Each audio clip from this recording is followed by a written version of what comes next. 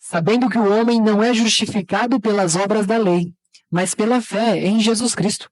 Temos também crido em Jesus Cristo, para sermos justificados pela fé em Cristo, e não pelas obras da lei, porquanto pelas obras da lei nenhuma carne será justificada. Esse para mim é um resumo de toda a carta de Gálatas, como Paulo bem enfatizou e reafirmou a doutrina cristã, ao qual não devemos sair fora, ao qual, independente da pessoa que esteja aqui em cima, não deve sair fora da sã doutrina ou do evangelho que nos tem anunciado. Ser chamado de Corinto não era muito bom. E Paulo, falando de algo santo para uma igreja que estava rodeado de fornicação, rodeado da imoralidade sexual, rodeado de todas as coisas que são abomináveis ao Senhor. E aqui é bem puxado, tá, mas tanto é que a gente vai chegar lá na frente e ele vai perguntar se ele quer que os amados cheguem com amor ou com a vara. É nesse nível que Paulo tem esse zelo pelo amor à igreja, esse zelo pelo todos amados, para que nenhum se perca. Esse é o maior zelo, amados. Não tem por que Paulo chamar a atenção de tantos amados aqui sem ter o zelo principal. A gente exorta porque ama. A gente corrige porque ama. É como é dito lá no capítulo 13 de Hebreus. Amados, o Senhor corrige a seus filhos. Se não estamos sendo corrigidos por Deus, são dois motivos. Ou eu não estou errando, o que é difícil, ou eu não sou filha. Sou bastardo. E Deus não põe a mão no filho do outro. É assim, amados. É assim que funciona. Porque tinham pessoas em Corinto que não reconheciam o apostolado de Paulo. Mas uma coisa chama atenção na escrita de Paulo. É como se ele falasse que não me importa se vocês não me consideram como apóstolo. Importa que Cristo me chamou para apostolado. A opinião humana, o fórum comum de vocês, realmente não me importa. Me importa que Deus me chamou para caminhar e pregar o evangelho. Mas assim deve ser a nossa vida. Porque se Cristo nos chamou, mas eu não vi ainda ninguém que conseguiu fugir do chamado de Cristo. Jonas, ele tinha esse pensamento que Cristo realmente perdoaria Nínive. E realmente Cristo perdoou, por causa do arrependimento deles. Essa é uma questão. Deus é longânimo, Deus é benigno, Deus é misericordioso. Mas se você permanecer no pecado, você será lançado fora eternamente. E amém por isso. Porque fiel é Deus. Fiel à palavra dele. Não a homem, não a nada. Fiel à palavra. Fora de Cristo, permanece eternamente no inferno. E Jonas, quando foi revelado a ele o pecado de Nínive e que ele deveria ir lá pegar, ele fugiu. E entrou num barco escondido e foi embora. A grande tempestade se levantou. E aí o pessoal, tem alguém aqui que está errado, que Deus nunca houve uma tempestade naquele mar, né?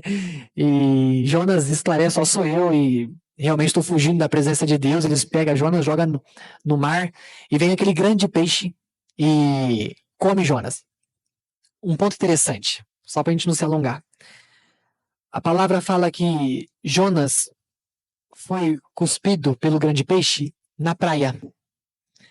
Nínive não tem praia. Sabe quantos quilômetros Jonas ainda andou para chegar em Nínive?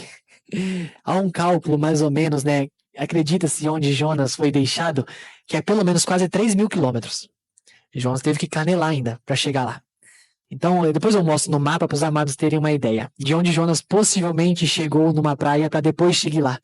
Mas ninguém foge do chamado de Deus, tá? Ninguém foge. Quando Deus quer lhe usar, ele vai usar-nos. Mas Paulo não tinha vontade nenhuma de ser apóstolo, tá? E nós vemos isso pela história dele. Quando ele estava a caminho de Damasco, lá no capítulo 9 de Atos, com encomendação dos próprios generais para prender e matar aqueles que anunciavam a Jesus. Essa era a missão de Paulo.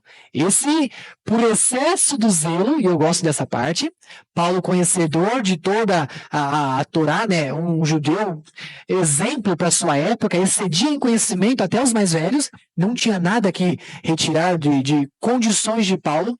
Por excesso do zelo, ele achava que deveria fazer isso. Mas pela graça de Deus, ali no meio do caminho, Cristo se colocou diante dele e o questionou.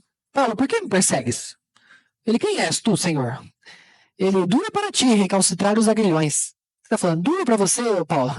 Querer ir contra aquilo que não é para você. É duro. Então a igreja de Deus está num ponto onde as pessoas são santificadas Pela palavra. Santificadas em Cristo Jesus. Olha a continuação. Aos santificados em Cristo Jesus, chamados santos, como com todos os que em todo lugar invocam o nome do Senhor Jesus Cristo, Senhor nosso e deles. Nós somos agraciados com uma graça, amados, imerecida. Afinal de contas, é isso que ela significa. Nós somos agraciados com o Filho de Deus, santo e irrepreensível, morrendo numa cruz, levando eu, podre, pecador, a morrer com ele. Isso é o significado de graça. Pela graça, agora temos acesso à paz. Por isso que a graça e a paz. Sem a graça, eu nunca teria paz. Sendo justificados gratuitamente pela sua graça, pela redenção que há em Cristo Jesus. Gratuitamente pela graça. Mas não tenha medo, porque eu tenho um povo muito precioso nessa cidade, amados. A gente tem que se considerar assim. Somos a geração eleita, o sacerdócio real, o povo de propriedade adquirida, a nação santa. Só isso não basta? Olha como o amado foi separado para a graça. O amado foi eleito em Cristo Jesus, só os eleitos, todos foram eleitos para louvor da glória. Lá em Efésios capítulo 1 diz isso, amados. Olha como Cristo nos separou para louvor da sua glória.